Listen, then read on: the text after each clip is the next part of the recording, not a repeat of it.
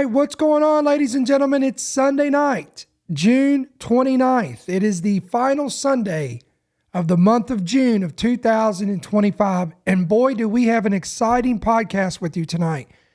Tonight is going to be a prophecy update. This is probably going to be one of the most important prophecy updates that we may do all year. And that's saying something right there. So tonight, I'm going to propose to you that we could actually be seeing the formation of the 10 kings of Bible prophecy. Daniel saw this, and John the Revelator saw these 10 kings. We're going to throw some angles out there. We're going to throw some new insight. We're going to propose an hypothesis to you. I think this is going to be a great podcast, and we would love for you guys to stick around. If you like Bible prophecy and eschatology, study of end times, and you want to know how it's relevant to the headlines in which we're seeing come across your television and what you're reading on your smartphone or wherever you get your news from, then you want to stick around and watch this podcast. So let's go.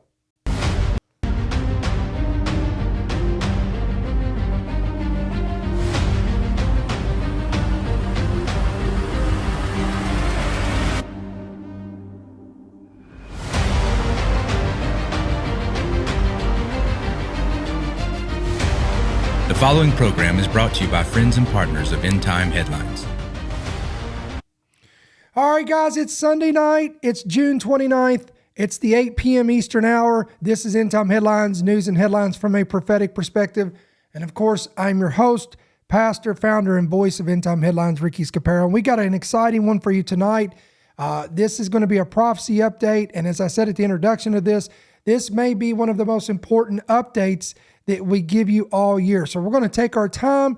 We're going to break down some things today. We're going to do some teaching, equipping, and we're going to bring in some latest headlines. Before we do that, I need you to help me out, help us get eyes on this program. If you'll hit that like button, that's going to be greatly beneficial to us. Go ahead and hit the subscribe button, hit that bell notification. That's going to be beneficial to you. And of course, as always, guys, we would love for you guys to download our free app. And it is available on Apple and Android. You can pick it up today. Again, depending on your device, Android, Apple, we've got you covered. Go to your Play Store. Just type in End Time Headlines. You're going to see our official trademark ETH logo right there on your screen. If you're watching the description of this, or if you're watching this under the description of this video, there's a link that says download our free app. If you'll click that link, you'll download it. Then hit yes to push notifications. And right there on your phone, you're going to see where it says watch. You can listen. You're going to get all the headlines, breaking news, prophecy updates. Everything's going to be right at your fingertips. So we'd appreciate you guys doing that as well. So let me get right into this, guys. I want to give you some of these headlines. Before we do that, if you will remember last week or the earlier this week, the beginning of this week, when we kicked off our podcast, I believe it was I want to say it was on Tuesday night. We broke down when Israel, with the help of America, went in and America dropped these bombs on the Iranian nuclear facilities. That this was very controversial. We covered this. We talked about the impact of this and what's next. We covered that again. That was on Tuesday night's podcast. It's in the archives. Go listen to YouTube, our YouTube archives. Go back in the app, listen to it. And at the end of that podcast, I said, I believe prophetically speaking, the next big thing to watch for is the addition of the Abrahamic Accords, the continuation of what Trump did in 2020. That he's going to expand the Abrahamic Accords. And I believe that this is all going to pave the way for Daniel 9:27. I'm going to pull up Daniel 9:27 because I need you to get refreshed on this. And then we're going to give you some new headlines that have come out over the past couple of days. It is exciting. If you know Bible prophecy, this is exciting. Look at this. Then he, the Antichrist, shall confirm a covenant with many, that's many nations, for 1 week. And that's 7 years in Hebrew, but in the middle of the week or in the middle of 7 years, that's about 42 months or 3.5 years into this covenant of 7 years, he will bring an end to sacrifice and offering, and on the wing of the abomination shall be one who makes desolate, even unto the consummation which is determined is poured out on the desolate. So again, what we want to focus on in this podcast is the covenant with many. All scholars agree on this. This covenant will be a treaty, if you would, a peace treaty that will be put in place with Israel and the surrounding nations. Many of these have been hostile towards Israel for centuries. And when the Antichrist comes to fruition and he fully comes and fully is manifested, he's going to confirm what has already been laid down through the framework. Now, again, I want to emphasize this. We're not on here today saying that the Antichrist is about to emerge and confirm this treaty. No, before that can happen, there has to be the framework for the treaty. And that is where we're at right now. That is where I believe Trump comes into play. I believe Trump is influential. Our current sitting president is influential in this, and he's a key player in establishing the framework for Daniel 9:27 and that covenant of peace. I'm not saying he is the Antichrist. I'm not saying he is the one who will do that. I'm saying he is preparing the framework for that, because there's a lot of stuff that still has to happen, prophetically speaking. But guys, this is huge. This is huge. Now I want to show you. Now this is fresh information, guys. Just came out today. Okay, this wasn't last week. It was today. This came out. Trump teases, quote, loading up Abraham Accords with new nations. Somebody say new nations after Middle East shakeup. All right, let's get into the real meat of this. President Donald Trump said Sunday that other nations have suggested they would like to join the Abraham Accords amid recent Middle East shakeups that saw Israel and the U.S. inhibit Iran's nuclear ambitions during what has been coined the 12-day war. Quote, we have some really great countries in there right now, and I think we're going to start loading them up. Wow, loading them up. This implies that we're not talking about a couple countries here. This is multiple countries that are, and I'm just going to quote this article, that are, quote, likely ready to join the Abraham Accords. Because Iran was primarily the problem. The president made this statement on an interview this morning on Sunday Morning Futures, and, quote, we had a period of time when I thought Iran would join the Abraham Accords along with everybody else. And frankly, they would have been better off than they were at right now, he continued. Let's scroll down here. The Abraham Accords, which sought to normalize relations between Israel, Sunni Gulf states, and North African countries, was signed at the White House during the first Trump administration in September of 2020. Now, I'm going to pull this back here, and I want to talk about that. I want to talk about who joined that because this is important, because all this is going to go full circle. I need you to really be paying attention to what we're saying tonight. In 2020, the Abraham Accords normalized relations between Israel and several Arab states. Now, who were these? The United Arab Emirates, Bahrain, Morocco, and Sudan. These were 4 nations that joined the Abraham Accords. Now, here in a little bit, we'll give you speculation on who's next. Who could be these other countries that Trump is saying that could likely join the Abraham Accords? U.S. Special Envoy to the Middle East, Steve Witkoff, said last Wednesday that expanding the Accords is one of the president's, quote, key objectives. I call it the framework of Daniel 9:27. And he predicted that the administration will have some, quote, big announcements on countries coming into the Accords soon. So here it comes, guys. We called it. This was the next step, because we talked about this on Tuesday.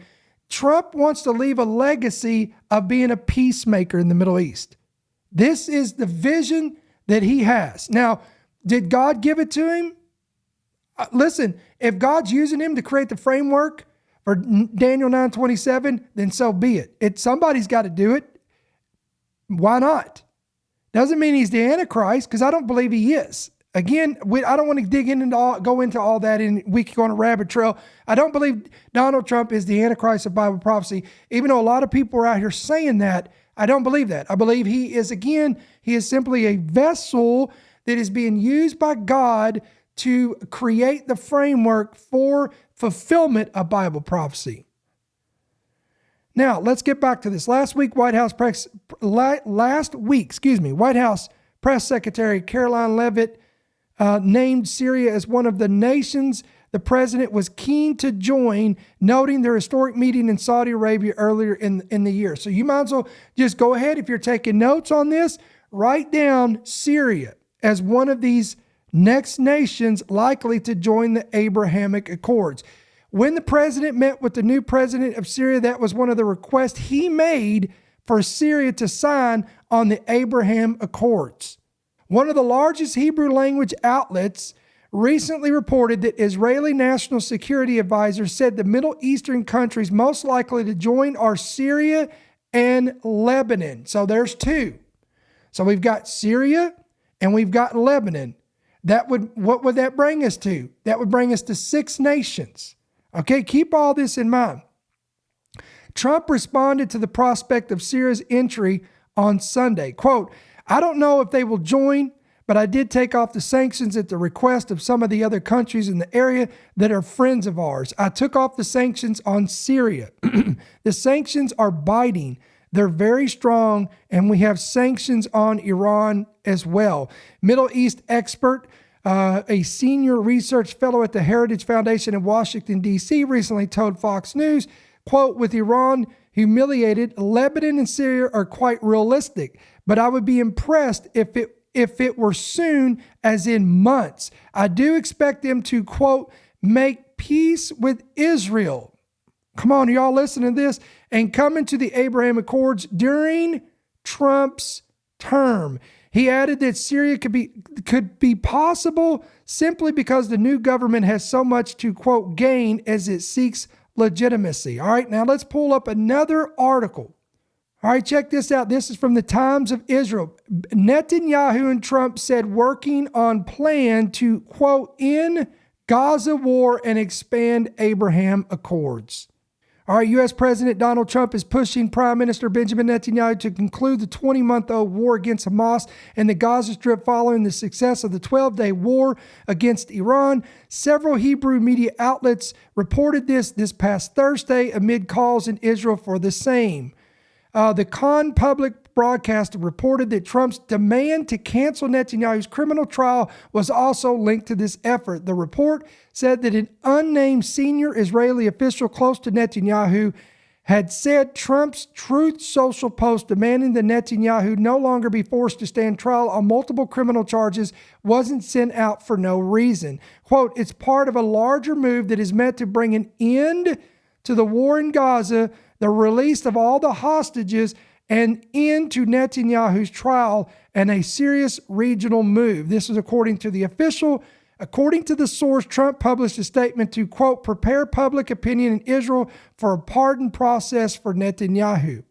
The Khan report said coalition members were planning to utilize Trump's tweet in order to advance legislation or processes that would lead to the cancellation of Netanyahu's trial. It cited potential efforts to advance a so-called French law under which a serving prime minister could not be prosecuted, canceling the offense of breach of trust, one of the charges against Netanyahu. In all 3 of the cases, he is battling and seeking a presidential pardon. So we see here that Trump is up to bat for Netanyahu. He's trying to get him basically expunged of all these allegations. He's on trial, trying to pardon this criminal charges against Netanyahu.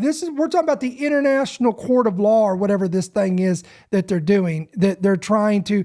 And by the way, guys, this newly elected candidate, Democratic candidate for the mayor of New York City, this Muslim that is now just beat out Cuomo, has said in an interview that if Netanyahu came to New York City, he would have him arrested. And that's a whole other podcast, guys. We could talk about the implications of that, and we probably will talk about that next week coming up, of what New York is facing. We're living in some unbelievable times, guys. All right, so we're going to recap this real quick, and then we're going to get into some deep teaching, okay? So just hang with me. If you like this kind of stuff, trust me, we're just building the foundation. We're giving you the headlines, and then we're going to give you the prophetic perspective of that, okay? The headlines first, and then the prophetic perspective. So let's recap this.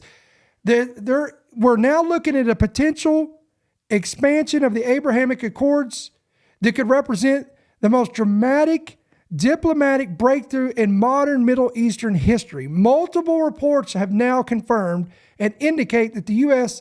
is applying pressure to have the war in Gaza end in a matter of weeks, with Egypt, the UAE, and 2 other Arab nations assuming administrative control over Gaza. Let me say that again. Egypt, the United Arab Emirates, and 2 other Arab nations assuming administrative control over Gaza.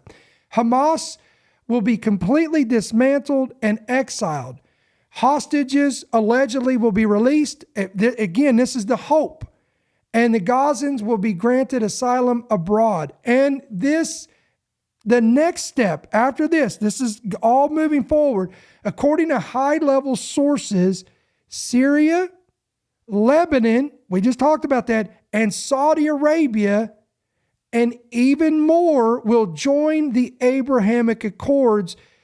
In exchange for this, Israel is expected to express conditional openness, you ready for this, to a 2-state solution, so as long as the Palestinian Authority undergoes sweeping reforms. Wow. So we have the expansion of the Abrahamic Accords, which likely will include Syria, Lebanon, and Saudi Arabia. Okay? That's quickly. Now, there'll be more to join this. I suspect this if I'm reading this right. And we're talking about Israel being open to a 2-state solution. Now, the United States will offer recognition of limited Israeli sovereignty over parts of Judea and Samaria. Now, what does that mean? This, again, we're talking about, there's no way you can cut this. There's no way you can slice this. There's no way you can get around this. If, in order for Israel to accept a 2-state solution, in which both Palestinians and the Jews, those in Israel will come to an agreement and come to the table for a 2-state solution. You ready for this? Jerusalem will be in some way, some form, or some fashion divided. There's no way you're going to get around this. Now, we could go and talk 30 minutes on the severity and the implications of this. Zechariah 12, Joel chapter 3, and all of that. And we've talked about that in great detail in other podcasts, but that's not where I want to focus on today. All right, now here's where I want to go with this. This is where, to me, this is exciting. I want to pull this article up, and we're just going to springboard right off of this. And if you've not seen this, this is profound. All right, there is a billboard that has now been placed in Israel that is touting Trump-Abraham alliance peace vision. Let me say that again for you guys listening by Apple or by Spotify. By the way, we welcome you to the broadcast. We appreciate you as always. I know that if you're listening, you can't give us a like, but you can give us a good review if you like our content, and that'll help us out there as well. This is from News Nation. Billboard in Israel, and we're going to show you the billboard. Touts Trump-Abraham alliance peace vision. A new billboard unveiled in Israel this week features images of regional leaders currently in the Middle East, including President Trump, alongside the words, "The Abraham Alliance, it's time for a new Middle East." Now, ladies and gentlemen, this is the billboard. Look at this. The display, sponsored by the Coalition for Regional Security, reflects a growing hope among some Israelis for regional normalization. The vision includes potential cooperation with countries like Saudi Arabia, Lebanon, and Syria. All right, ladies and gentlemen, pay very close attention to what I'm about to show you right here, because this really got my attention when I saw this. So what you're looking at, for you guys listening by Apple or by Spotify, we see a billboard. Again, this is in Israel. And Trump is in the center of these nations' leaders. You got Saudi Arabia up here. You got Israel up here. You've got Egypt up here. You got Syria up here. You got Iraq up here, I believe. You've got Lebanon up here. You've got all these nations. Now watch this.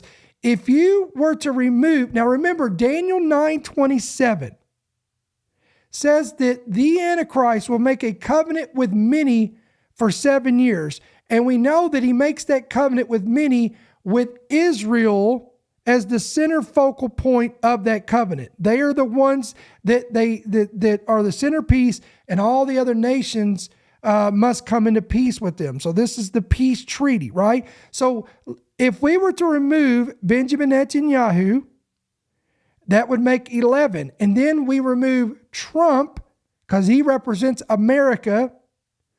That leaves us with 1, 2, 3, 4, 5, 6, 7, 8, 9, 10 kings. Oh, come on. Or 10 nations, or 10 kingdoms. Let me say that again. There is 12 individuals on this billboard. 2 of the 12 is America and Israel. Now, the reason why I say we remove America is because I don't believe America, and now this is going to be controversial, but I'm going to say it anyway. I don't believe America is mentioned in Bible prophecy.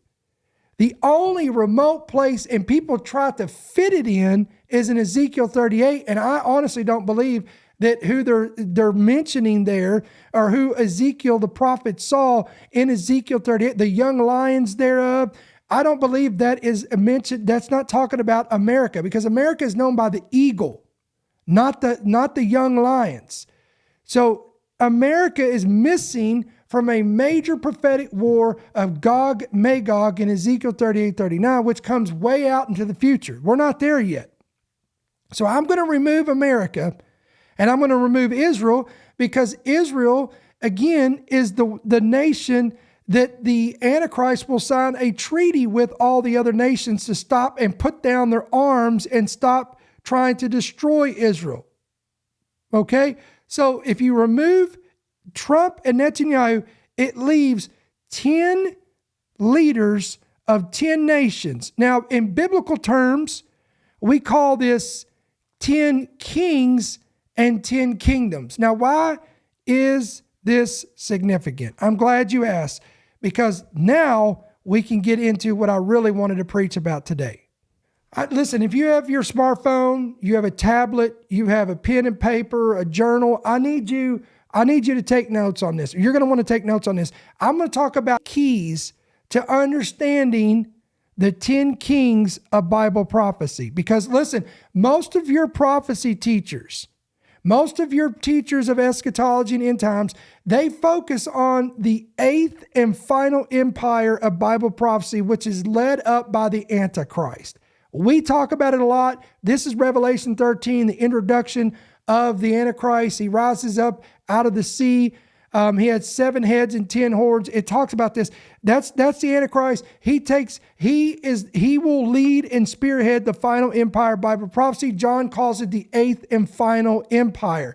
But before you get to the 8th and final empire, we have to get to the 7th empire. Now I'm going to explain all this in detail. I need you to turn with me. Let's go to Daniel 2, 27 through 35.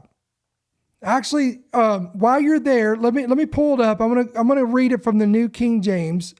Give me just a second. I'm gonna pull it up here on my end, because we're gonna follow along with for you guys listening by Apple or Spotify. That again, that's Daniel chapter 2. Let's go in we'll start at verse 31. Here you have Nebuchadnezzar that has this dream. And and this is what he says, "You, O king," and Daniel gives him the interpretation of this. "You, O king," this is verse 31, Daniel 2:31. You, O king, were watching, and behold, a great image. This great image, whose splendor was excellent, stood before you, and its form was awesome. The image's head was of fine gold, its chest and arms of silver, its belly and thighs of bronze, its legs of iron, its feet partly of iron and partly of clay. You watched, verse 34, while a stone was cut out with hands, which struck the image on its feet of iron and clay and broke them in pieces. Then the iron, the clay, the bronze, the silver, and the gold were crushed together and became like chaff from the summer threshing floors, and the wind carried them away so that no trace of them was found. And the stone that struck the image became a great mountain and filled the whole earth. Now, I want to give you what this means. The head of gold was the Babylonian Empire. Okay, the head of gold was the Babylonian Empire that was led by Nebuchadnezzar. But he would eventually be stripped of his kingdom, and then that's where the Medes and Persians came through, and that's where you had your chest of arms and silver. And then the next nation, which was the Grecian Empire, led by Alexander the Great, that's the belly and thighs of bronze. And then the Roman Empire came eventually in. They became the legs of iron. And the reason why there was two legs of iron is because Rome eventually split east and west, making two legs.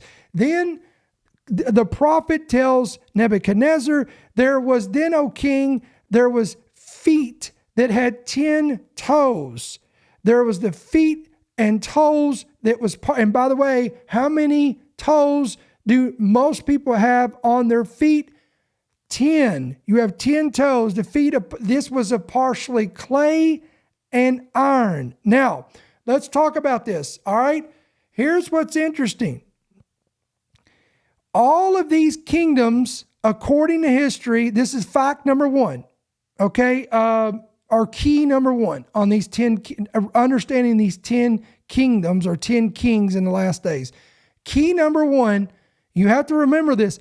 All of these kingdoms, the Babylonian Empire, the Medes and Persians, the Grecian, all of these kingdoms, according to history, have risen and fallen, except the seventh empire, consisting of the feet and 10 toes, which has yet to be formed. Let me say that again. All of these kingdoms, according to history, have risen and fallen, except for one, and that's the seventh empire of Bible prophecy, which is the feet and toes. Rome, Italy, still exists today, and the Roman Church, Istanbul, Turkey, has been completely taken over by Islam. Okay, so it's become Islamic. Rome, Italy still exists today, and you still have the Roman Church. You still have that split, this two legs. All right, so this is important to understand this. And then here is key number two. And this will all play in. I promise you, we're going to pull it all together. Key number two, all of these kingdoms, this is a good one, impacted Israel directly. All of them. The Babylonians destroyed the temple and took the Jews captive. The Medes and Persians allowed the Jews to return to Israel and rebuild the temple. The Grecian Empire, again, this is Antiochus Epiphanes was involved in this. In Rome, once again, defiled the temple, again, destroyed the temple in 70 AD and took Jews captive. The feet of iron and clay, we must assume they will have a major role in the nation of Israel. Why do I say that? Because every one of these empires on that statue that Nebuchadnezzar saw, from the head of gold all the way down to the two legs of iron, they all impacted Israel. So it would be arrogant and naive to believe that whoever these 10 kings are in the last days, which will be the feet and toes, they will directly impact the nation of Israel in some way, some form, or some fashion. All right, we're going through some of these quicker than others. Key number three. All right, the sixth empire of prophecy was in existence in John's day when he wrote the book of Revelation. And you ready for this? The sixth empire was Rome, and they were in existence. Now, let's pull up these scriptures. All right, Revelation 17. If you got your Bible, go to Revelation 17. I'm going to start at verse 7. But the angel said to me, why did you marvel? Again, John the Revelator wrote this, guys, by the way, in 95 AD on the Isle of Patmos. Rome was the leading empire at that time in his day. I will tell you the mystery of the woman and the beast that carries her, which has the 7 heads and 10 horns. Somebody say 10 horns, because that's what we're talking about. The beast that you saw was and is not, this is all going to be significant in a second, and will ascend out of the bottomless pit and go into perdition. Okay? And those who dwell on the earth will marvel, whose names are not written in the Lamb's book of life from the foundation of the world, when they see the beast that was and is not and yet is. All right, there are also 7 kings. 5 have fallen. Now, who were the 5 that fallen when John wrote this? Again, Egypt, Assyria, Babylon, Medes and Persians, and the Grecian Empire. And in his day, it was Rome. Rome was still existing. They were the superpower. That is Rome. When he wrote this, Rome is the one who is. They were present in his day. And the other has not yet come. This is the 7th empire Bible prophecy. And when he comes, he must continue a short time. Ladies and gentlemen, this 7th empire Bible prophecy is the 10 kings and kingdoms that will arise. Let me say that one more time. You've had all these empires. And Rome was the empire in John's day. And he said there's coming one after it that will form in the last days, and it will make up 10 kingdoms, and it will be the 7th empire Bible prophecy, and it will last a short space or short time. I'm going to tell you it's going to last 42 months or 3.5 years. And we'll explain all this in just a moment. Now, before we do, let's get into this aspect of it. Again, let me look at my notes. We're still on key number 3, guys. We're still on number 3.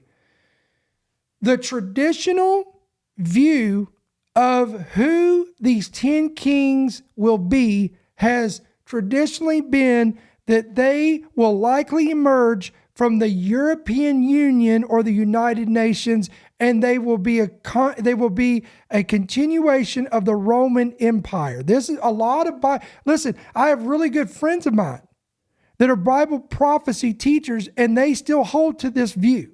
And I'm not saying they're completely wrong, but today I want to throw a different angle. But let me continue with this. An 8th and final empire will emerge out of the 7th empire, and it will be the kingdom of the beast, Revelation 13. This revelation was not made known in Daniel's day, but was made known in John's day. Daniel only saw 7 empires, but John saw 8 and the final empire. Wow. Now, there has been attempts throughout history of Bible scholars, historians, and theologians to try to make this prophecy be fulfilled in 70 AD. A lot of these are preterists too. They hold to this, and they believe that there was 10 Germanic tribes in the days of the downfall of the Roman Empire, and that fulfilled the Daniel prophecy of the 10 toes. Again, but this is not true. I'm going to completely destroy that theory, because according to what Nebuchadnezzar saw and what Daniel interpreted, he said that Christ would return in the days of those kings. Wait a minute, Brother Ricky, where does it say that? I'm glad you asked, because in Daniel chapter 2, verse 34, Daniel said, "You watched while a stone was cut out without hands, which struck the image on its feet of iron and clay and broke them in pieces." My friend, the stone that was cut out without hands and becomes a great mountain and fills the earth is the King of Kings and Lord of Lords. And Daniel saw the King of Kings and Lord of Lords, showing up, not in 70 AD. He did not show up in 70 AD, my friend. He's coming in the future. But here's a key to this. He emerged, the Christ will return in the days of the seventh empire. He will return in the formation of the days of those 10 kings. Now, let me give you some reasons why a lot of people hold to this view of these 10 kings being of a European origin, okay? I'm not saying I fully believe this, but I'm not saying that I'm going to throw it out either and say that it's not it. I'm showing you two angles here, okay? The European Union's origins trace back to the European coal and steel community. All of this was established in 1951. The ECSC was created by 6 European countries: Belgium, France, Italy, Luxembourg, the Netherlands, and West Germany.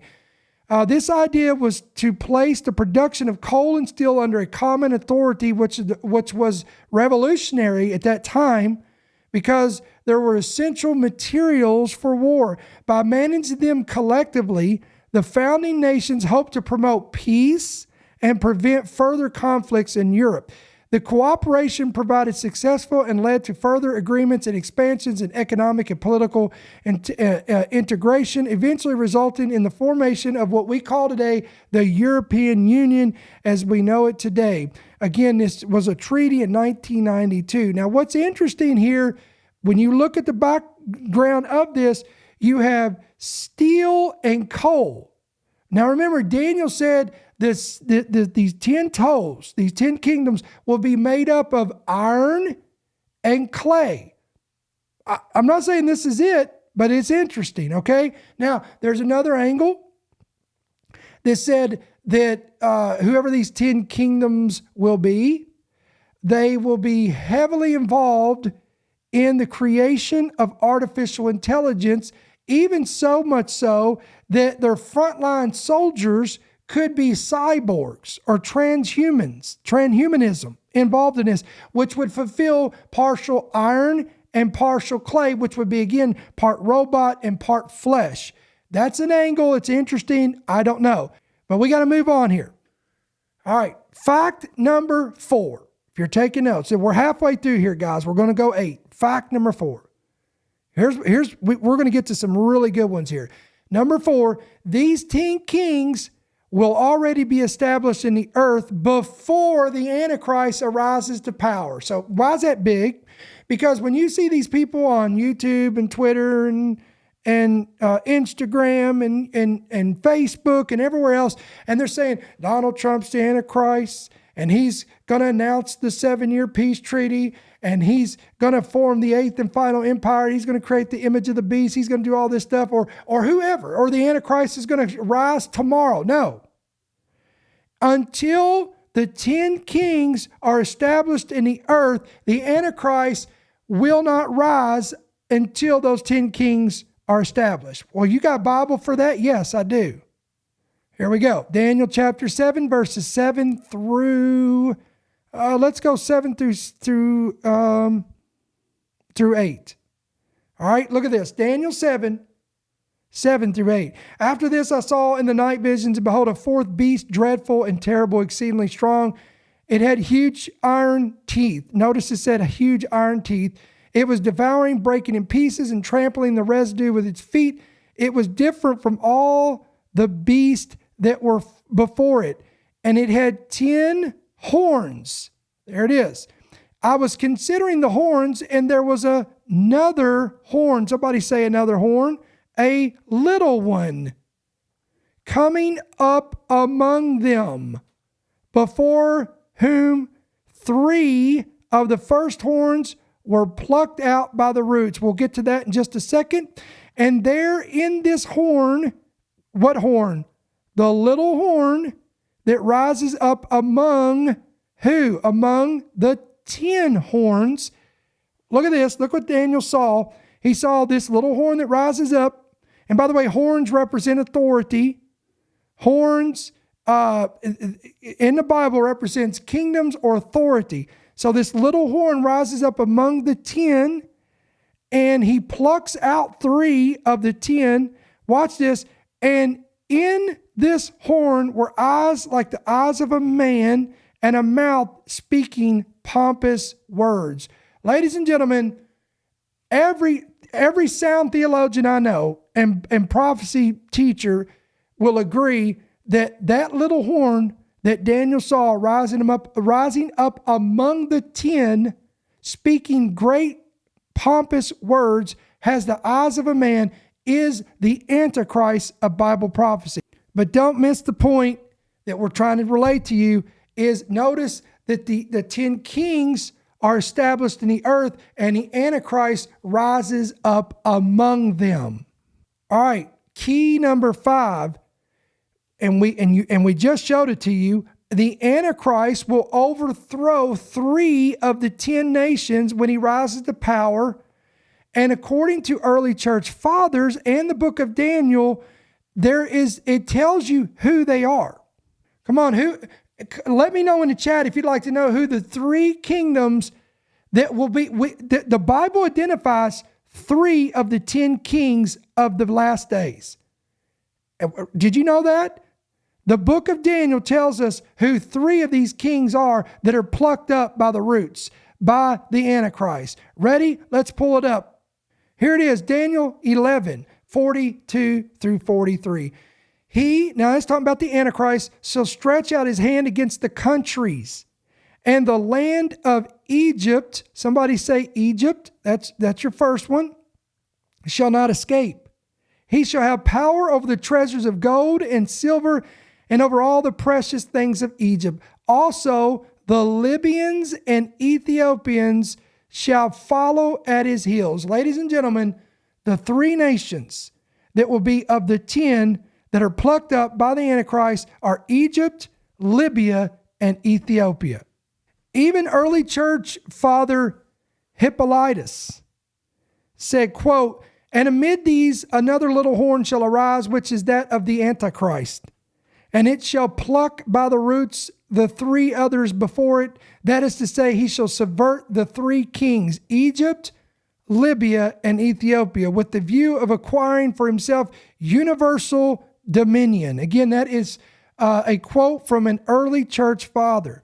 All right, fact number 6. These 10 kings, this is huge, will surrender their power and sovereignty over to the beast in 1 hour. Now, before we show you that in prophecy, I need you to understand something here. All right? You have 3 key players in the end time. You have the dragon, the Antichrist, and the false prophet. Let me say it again. You have the dragon, you have the Antichrist, and you have the false prophet. Now, the dragon is Satan, who is the spiritual power of the last days empire. The Antichrist will represent the political power of the last days kingdom, and the false prophet represents the religious power. So you have the spiritual, political, and religious. Again, the dragon, the Antichrist, the false prophet. By the way, all of these will be cast into the lake of fire that burneth forever and ever, when the King of Kings and the Lord of Lords comes on, returns, and he calls this thing over, and it's done. All right, Revelation 17. Let's read it to 13. Revelation 17, 12 through 13. The 10 horns which you saw are 10 kings who have received no kingdom as yet, but they receive authority for 1 hour as kings with the beast, that is the Antichrist, and these are of one mind, and they will give their power and authority to the beast. Wow. Now let me give you a possible hypothesis of what in the world would cause these 10 kings, whoever they are, to surrender their authority and their power and their sovereignty over to the Antichrist in 1 hour. You got to keep in mind, guys, that there has been speculation in the body of Christ that Mystery Babylon is America. Now, there was a while that I entertained that, but the deeper I began to dig into this, this cannot be true. I don't believe that America is Mystery Babylon. Again, at one time, I gave thought to that and I entertained that thought. But we got to remember, Mystery Babylon is a city. It's not an entire nation. Okay? A Mystery Babylon is a city. I'm going to say that again, and not an entire nation. And we have to remember, when the false prophet rises to power, Revelation 13, he moves his headquarters of his We have to keep in mind that when the false prophet rises to power in Revelation 13, he will move his headquarters of his apostate religion from Rome to Jerusalem. Let me say that again. He will move his apostate religion from Rome to Jerusalem, found in Revelation 17 and 18. This is an apostate religious system in the earth. Now, again, a lot of biblical scholars believe that Rome, Vatican very well could be Mystery Babylon. If the Antichrist, for example, and I know a lot of people hold to the view that the Antichrist is going to be, again, he's going to come out of the Grecian Roman area. But let's just throw this out there, if the Antichrist happens to be Islamic, I'm just throwing it out there for sake of conversation, he will undoubtedly destroy and wipe out Mystery Babylon, which would be the Vatican, in 1 hour's time with a nuclear weapon. Now, why would he do this? Because, again, remember the beliefs, thoughts, and religious system of Islam versus Catholicism. Are you hearing what I'm saying? So this would be a real scenario. If it were to be the Vatican that would be destroyed, this would be the last symbol of Christianity in the earth. Now you got to understand, I know, please don't send me letters and emails and messages. Well, Catholicism is not Christianity, Christianity is not Catholicism. Listen, I know that, you know that, mature Christians and believers and those of the word understand that. But in the world, universally, when you go outside of our understanding of this, the universal symbolism of Christianity is the Vatican in Rome. Whether you like it or not, it is. I'm just telling you, y'all can get mad if you want, but it's the truth. Outside of the U.S., it is the symbol of Christianity. The kings, listen to this, Revelation 18, 9 through 10. The kings of the earth who committed fornication and lived luxuriously with her will weep and lament for her when they see the smoke of her burning. Again, standing at a distance for fear of her torment, saying, Allah, Allah, the great city of Babylon, city of Babylon, not nation. People try to make it New York. No, New York did not exist in John's day. You got to keep that in mind. That mighty city, for 1 hour, your judgment has come. Listen to me. Whoever these 10 kings are, they will be so fearful after witnessing Mystery Babylon be annihilated in 1 hour by, more likely it's going to be a nuclear weapon. They will immediately surrender their kingdoms to the Antichrist. And it's no coincidence it's said that Mystery Babylon will be destroyed in 1 hour's time, and the 10 kings surrender their sovereignty to the beast in 1 hour's time. Both of these things happen again at the same time. Now, I want to bring out a hypothesis here. I'm not going to set this in stone. Again, we've shown you the traditional view of eschatology of who these 10 kings could be. Again, there's a great emphasis out of the European Union. But what if, ladies and gentlemen, listen to me and listen to me really clear. What if we've missed it? What if this was based on tradition and we've missed it this whole time? What if in reality, let me go back to this article. What if we're looking at, on your screen, what if we're looking at the 10 kings of Bible prophecy? What if they're not from the European Union, but what if they are Middle Eastern? Wow. What if we are seeing the emergence, the formation of the 10 kings of Bible prophecy? You say, well, hold on here, Brother Ricky. There's only 4 that has joined the Abrahamic Accords. There's only the UAE, Bahrain, Morocco, and Sudan. Yes, you're correct. But again, remember, speculation is that we're about to see Saudi Arabia, we're about to see Syria, we're about to see Lebanon. So that would be 7. Now, listen to me, that leaves 3 more nations left. I would be paying very close attention because it would be very, very interesting if you see Egypt, Libya, and Ethiopia join the Abrahamic Accords.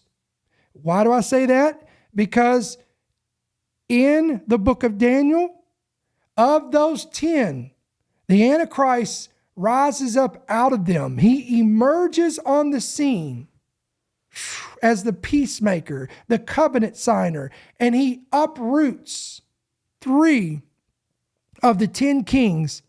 And those 3, and I just showed you that in prophecy in Daniel, is Egypt, Libya, and Ethiopia. So I'm telling you, this is something I'm going to pay close attention to. What if we've missed it? And what if, I don't say we, when I say we, I'm talking about the whole body of Christ, because there's a lot of people, guys, a lot of teachers and preachers and pastors that teach that the 10 kings are going to be the European Union. And the problem is there's a whole lot more nations in the European Union than 10. But what if the 10 kings are actually going to be in the Abrahamic Accords? What if, and by the way, I'm just throwing this out there, it makes more sense to me because in Daniel 9:27, the Antichrist emerges on the scene and makes a covenant of peace for 7 years with Israel and many nations. Now listen, the Antichrist is not going to need to forge a covenant with Israel and the United States. We're already in covenant with them. We already support them. It's not going to be Britain. It's not going to be Australia. It's not going to be these kids. But would it make sense if the Antichrist signs a treaty with Israel and her neighbors that are threatening to destroy her? Hello, Syria. Hello, Lebanon. For example, these are just 2 of examples. Now, we know, again, according to prophecy, guys, there's a lot still has to happen. Damascus, which is the capital of Syria, has to be destroyed, has to become a ruinous heap. We know that, again, Lebanon is going to join. If you go to Psalm 83, Lebanon's involved in that war. Syria's involved in that war. You've got the war of Gog and Magog. So the point is, this peace and safety is, guys, let me just wrap it up right here and tell you that it is the framework, in my opinion. What we're seeing, the Abrahamic Accords, is the framework for Daniel 9:27, and it is very possible, and I'm not saying it's absolute, okay? But could it be possible that the players of the Abrahamic Accord, the nations, could these be the 10 nations that are the 7th empire of Bible prophecy? Now, there's still clues that we're still trying to unravel, and we're still trying to figure out the partial iron and partial clay. What does it mean? Well, now, we could speculate all day. And I love when people get on, they're so dogmatic. Well, it means this, and it in fact means this. Guys, we see through a glass darkly. We see in part, we prophesy in part. I get weary of people that has all the answers, and they will not budge on that. They will not, they're not willing to be taught.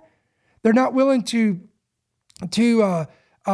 learn new things because, again, 25 years ago, guys, I was very dogmatic on certain things, but over the years, I've learned that, you know what? I could have been wrong on that.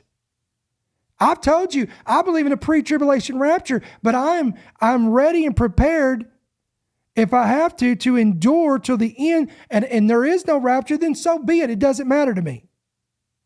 Then I'm still going to press forward. I'm still going to serve the Lord. And if I have to give my life, I have to give my life.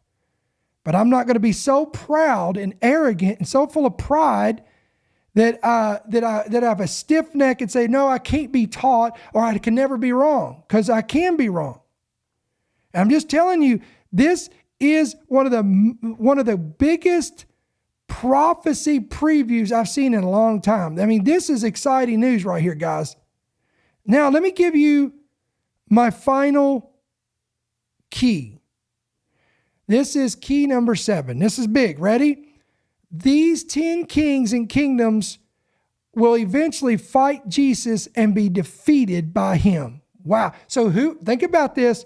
Whoever these 10 kings are in the last days will eventually fight against the Lord. Where's that at? Revelation 17:14. These will make war with the Lamb, and the Lamb will overcome them, for he is Lord of lords and King of kings. And those who are with him are called chosen and faithful.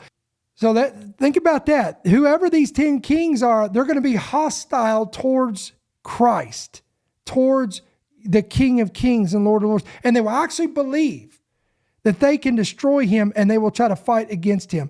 All right, so guys, we're going to wrap this up today with Luke 21:28. Jesus said, when you begin to see all of these things coming to pass, look up and lift up your heads, because your redemption is drawing near. Again, I don't claim to have all the answers, guys.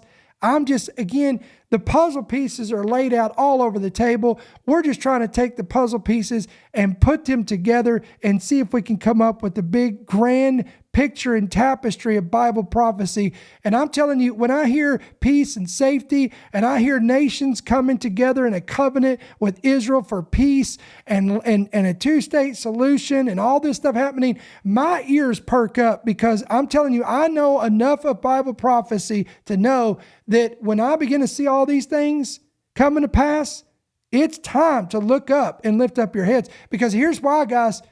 There again, John saw 6 empires of Bible prophecy. He said there was a 7th one coming. And if we're now seeing the formation of the 7th empire, ladies and gentlemen, we are literally on the precipice of the King of Kings and the Lord of Lords splitting the eastern sky. We're on the precipice of hearing that trumpet sound, and we are and could be, very well could be, that generation that sees all these things come to pass.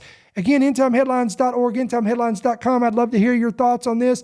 What do you think about this? Maybe there's something I left out that you can add to the conversation, or whatever angle you want to throw it at. Again, we always love to hear your comments. Again, endtimeheadlines.org, endtimeheadlines.com. We do have a free app. You can pick it up today on Apple, Android. Hit yes to push notifications and pick up yours today. Again, as always, guys, we want to leave you an opportunity to sow into this ministry, to partner with us. You can do that 2 different ways. You can give electronically through various ways to do that online, or you can give by check or money order, and you can make it out to End Time Headlines, P.O. Box 1391, Monroe, Georgia 30655. Again, guys, do not forget, tomorrow night is Monday night, June 30th, the last day of the month of June. And that means we'll be coming on and going live 8 p.m. Eastern with our prayer and devotional. Don't miss it. Tomorrow night, 8 p.m. Eastern, 7 p.m. Central. I believe you'll be blessed and encouraged by our gathering of the ecclesia together here online, our ETH family. And we'd love to have you come on over here. If you're not, listen, if you're not subscribed to our YouTube channel, this is how you can be a part of this. Come over here, join the family, subscribe, and be a part of our Monday night broadcast. So we're going to sign off for tonight. We love you guys. We appreciate you. We will see you guys right here tomorrow night, same time, same place, same channel, 8 p.m. Eastern. Until then, I pray the Lord bless you, keep you, and may his countenance shine upon you. We'll see you then. Thank you for listening to the End Time Headlines podcast. We pray that you've been blessed and equipped by today's message. For more information about how you can help partner with our ministry, please visit endtimeheadlines.org.